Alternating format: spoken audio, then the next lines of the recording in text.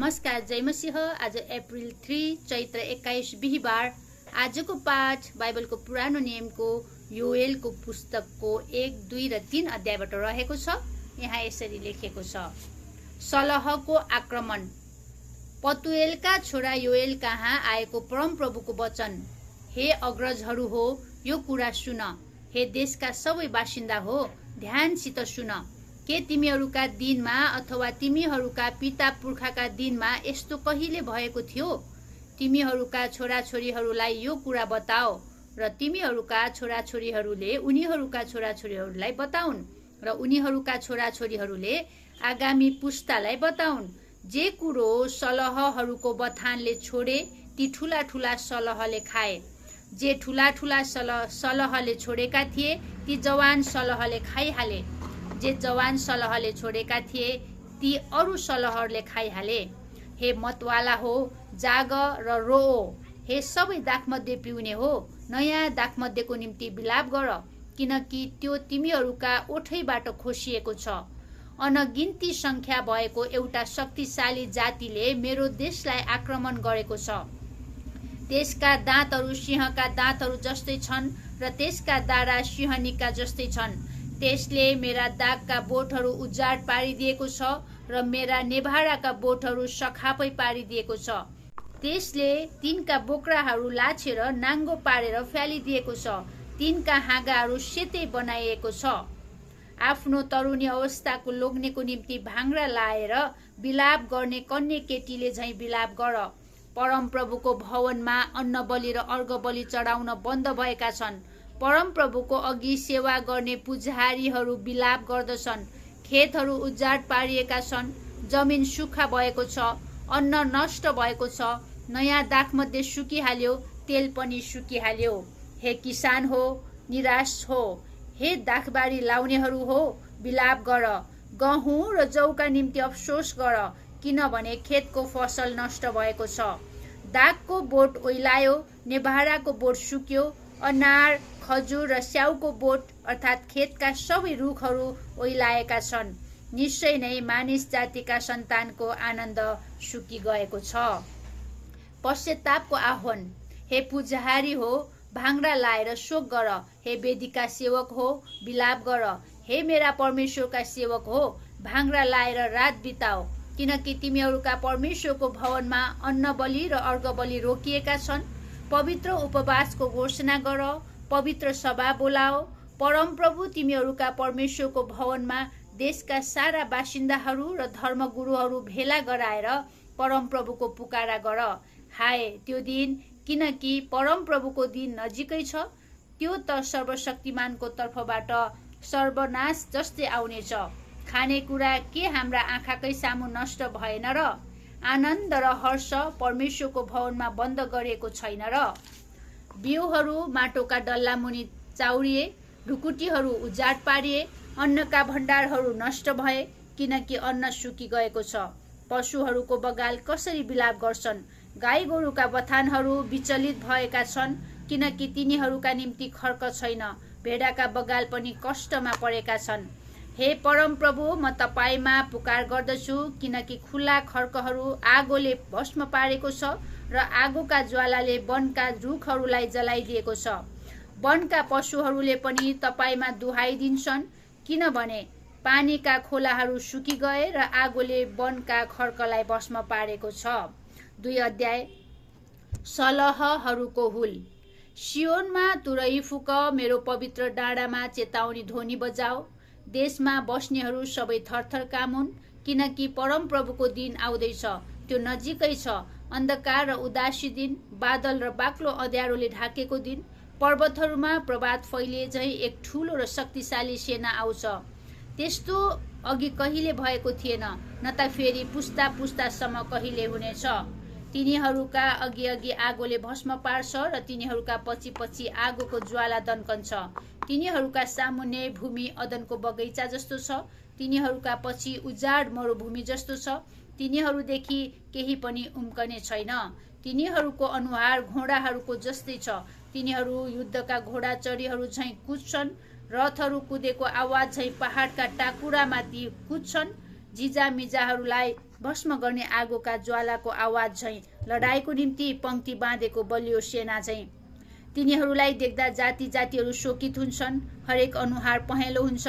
तिनीहरूले वीर योद्धाहरूले झैँ आक्रमण गर्छन्, तिनीहरू सिपाहीहरू झैँ पर्खाल चढ्छन्। तिनीहरू आफ्ना पंक्ति नबिगारिकन प्रत्येक एउटै पंक्तिमा हिँड्छन्। तिनीहरू एउटाले अर्कोलाई धक्का दिँदै हिँड्दैनन्, प्रत्येक आफ्ना आफ्नै पंक्तिमा सिधा अघि बढ्छन्। तिनीहरू आफ्ना पंक्ति नबिगारी शत्रुका रक्षकहरूभित्र पस्छन्।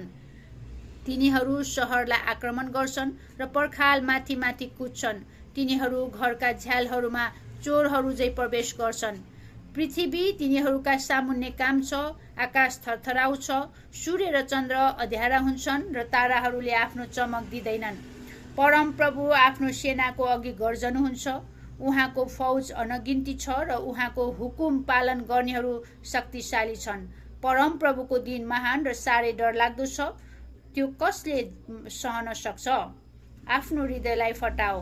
परम प्रभु भन्नुहुन्छ, घोषणा गर्नुहुन्छ, अहिले पनि तिमीहरू आफ्ना सम्पूर्ण हृदयले उपवास बसेर रुँदै र शोक गर्दै मतिर फर्क। आफ्नो लुगा होइन तर आफ्नो हृदय फटाएर परम प्रभु तिमीहरूका परमेश्वरतिर फर्क, किनकि उहाँ अनुग्रहकारी, दयामा भरपूर, रिस गर्नमा ढिला र प्रेममा भरिपूर्ण हुनुहुन्छ र विपत्ति ल्याउनु हुँदा उहाँ दुखित हुनुहुन्छ। कसले जान्दछ? कतै दुखित भएर उहाँले आफ्नो मन बदली आशिष दिनुहुन्छ। परम प्रभु तिमीहरूका परमेश्वरको निम्ति तिमीहरूले चढाउने अन्न बलि र अर्घ बलिहरू। सियोनमा तुरै फुक, पवित्र उपवासको घोषणा गर, पवित्र सभा बोलाओ, मानिसहरूलाई भेला गर, सभालाई अर्पण गर, धर्मगुरुहरूलाई जम्मा गर, नानीहरू र दुधे बालकहरूलाई बटुल। दुलहा आफ्नो कोठाबाट र दुलही आफ्नो भित्री कोठाबाट निस्कुन्। परम प्रभुको अघि सेवा गर्ने पुजारीहरू मन्दिरको दलान र वेदीका बीचमा रोउन्। तिनीहरूले भनुन्, हे परम प्रभु, आफ्नो प्रजालाई बाँकी राख्नुहोस्, आफ्नो उत्तराधिकारीलाई गिल्लाको पात्र हुन र जाति जातिहरूका बीचमा हेलाको शब्द हुन नदिनुहोस्। तिनीहरूका परमेश्वर कहाँ छन् त भनी अन्य जातिहरूले किन भन्न पाउन्? परम प्रभुको प्रत्युत्तर। तब परम प्रभु आफ्नो देशको निम्ति डाही हुनुहुनेछ र उहाँले आफ्नो प्रजालाई टिठाउनुहुनेछ।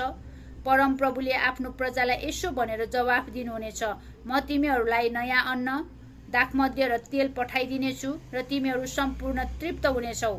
जाति जातिहरूका बीचमा फेरि कहिले म तिमीहरूलाई गिल्लाको पात्र हुन दिने छैन। म उत्तर दिशतिरबाट आएको सेनालाई तिमीहरूदेखि टाढा खेदिदिनेछु। म त्यसलाई बाँझो र उजाड देशमा धपाइदिनेछु। त्यसको अघिल्लो पंक्तिलाई पूर्वको समुद्रमा र त्यसको पछिल्लो पंक्तिलाई चाहिँ पश्चिमको समुद्रमा हटाइदिनेछु अनि त्यसको गन्ध त्यसको सडेको दुर्गन्धमाथि उठ्नेछ। निश्चय नै उहाँले ठुला ठुला काम गर्नुभएको छ। ए देश, नडरा त खुसी भएर रमाहाट गर। निश्चय नै परम प्रभुले ठुला ठुला कामहरू गर्नुभएको छ। ए जङ्गली पशु हो, नडराओ, किनकि खुला खड्कहरू हरिया भइरहेका छन्, रुखमा फलहरू फलिरहेका छन्। नेबाराका बोट र दागका बोटले प्रशस्त फलहरू दिन्छन्। ए सियोनका मानिसो, खुसी हो, परम प्रभु तिमीहरूका परमेश्वरमा रमाहाट गर, किनकि उहाँले तिमीहरूलाई शरदको वर्षा धार्मिकतामा दिनुभएको छ। उहाँले हामीलाई प्रशस्त झरी ल्याइदिनुहुन्छ, शरद र वसन्त दुवै झरी पहिलेको झै पठाइदिनुहुन्छ। तब खलाहरू अन्नले भरिनेछन्, घैलाहरू नयाँ दाखमध्य र तेलले भरेर पोखिनेछन्। म तिमीहरूलाई ती वर्षहरूको भर्ना गरिदिनेछु जो ठुलो सलह, जवान सलह र अरू सलह अर्थात् मैले तिमीहरूका बीचमा पठाएको मेरो ठुलो सेनाले खाएको थियो। तिमीहरू अगाउन्जेल प्रशस्त खान पाउनेछौ र तिमीहरूका निम्ति उद्योगका काम गर्नुहुने परम प्रभु तिमीहरूका परमेश्वरका नाउँको प्रशंसा गर्नेछौ। मेरो प्रजा फेरि कहिले लज्जित हुने छैन। तब म इजरायलको बीचमा छु र म परम प्रभु तिमीहरूका परमेश्वर हुँ र म बाहेक अरू कोही छैन भने तिमीहरूले जान्नेछौ। मेरो प्रजा फेरि कहिले लज्जित हुने छैन। परम प्रभुको दिन। त्यसपछि म मेरा आत्मा सबै मानिसमाथि खन्याउनेछु। तिमीहरूका छोराछोरीहरूले अगमबाणी बोल्नेछन्, तिमीहरूका बुढा मानिसहरू स्वप्नदर्शी हुनेछन्, तिमीहरूका युवकहरूले दर्शन देख्नेछन्। ती दिनमा मेरा सेवकहरू पुरुष र स्त्रीहरू दुवैमाथि म आफ्ना आत्मा खन्याउनेछु। आकाश र पृथ्वीमा म अचम्मका कामहरू देखाउनेछु, अर्थात् रगत, आगो र धुवाँका मुस्लाहरू। परमप्रभुको त्यो महान र भयङ्कर दिन आउनुभन्दा अघि सूर्य अँध्यारोमा र चन्द्र रक्तमा परिवर्तन हुनेछन्। परमप्रभुको नाउँ लिने हरेकले उद्धार पाउनेछ, किनकि परमप्रभुले भन्नुभए अनुसार सियोन पर्वत र यरुशलेममा परमप्रभुले बोलाउनु भए अनुसार बाँचेकाहरूका छुटकारा हुनेछ। 3 अध्याय जाति जातिहरूको न्याय। ती दिनहरूमा र त्यसै बेला जब म यहुदा र यरुशलेमको सौभाग्य फर्काउनेछु, तब म सबै जाति जातिहरूलाई भेला गर्नेछु र तिनीहरूलाई यहोसापातको बेसीमा ल्याउनेछु। त्यहाँ मेरो प्रजा अर्थात् मेरो निज उत्तराधिकारी इजरायलको निम्ति, जसलाई उनीहरूले जाति जातिहरूका बीचमा छरपष्ट पारे र मेरो देश भाग भाग गरे, उनीहरूलाई म दण्ड दिनेछु। उनीहरूले मेरो प्रजामाथि चिट्ठा हाले र वेश्यागमनको निम्ति केटा बिक्री गरे र केटीलाई बेचेर दाखमध्ये पिउने गरे। अब ए टुरोस र सिदोन र पलिस्तीका सबै क्षेत्रका मानिसहरू हो, मेरो विरुद्धमा तिमीहरूको के छ? के मैले गरेको कुनै कामको निम्ति तिमीहरू मलाई साटो लिँदछौ? यदि तिमीहरूले साटो लिइरहेका छौ भने त्यो तिमीहरूकै थाप्लोमा म चाँडै खन्याइदिनेछु, किनकि मेरा सुन र चाँदी र सबै असल असल चिजहरू तिमीहरूले आफ्ना मन्दिरहरूमा लगेका छौ।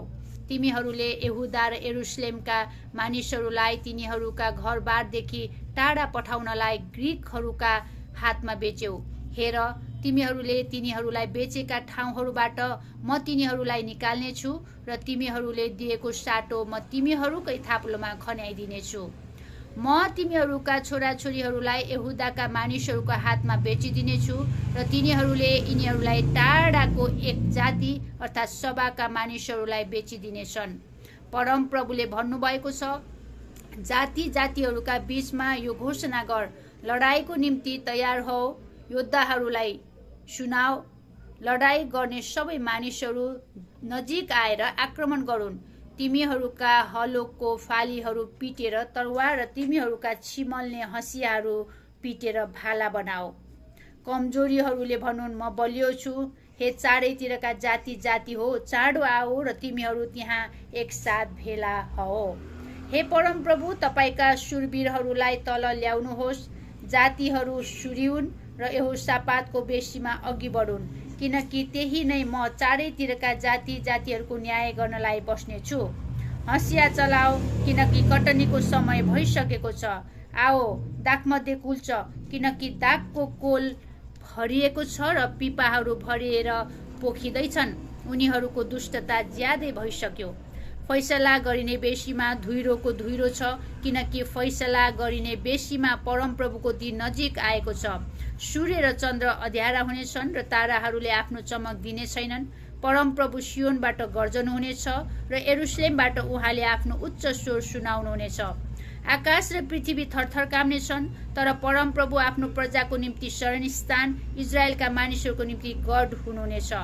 परमेश्वरका मानिसहरूलाई आशिष। तब पवित्र पर्वत सियोनमा बास गर्ने परमप्रभु तिमीहरूका परमेश्वर म नै हुँ भनी तिमीहरूले जान्नेछौ।